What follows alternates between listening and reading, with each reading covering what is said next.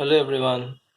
Today I made this video to inform you if you have bought your all new Lenovo hw01 Plus Health Fitness Band and you bind your fitness band with the Lenovo Health app as told you in the previous video, and you turn on your Bluetooth and GPS on the smartphone, and you see all the information related to that health fitness band, and it'll suppose like battery percentage or some health PAI earned points and something, all those things, something like that.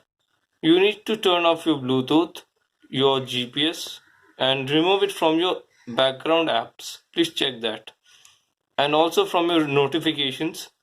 And after that, you need to restart your device once, because if it stays, because it will just continuously drain your battery, and you wouldn't be able to understand, like after you're charging to 100% within half an hour, or some around 1 hour, this battery will reduce like anything.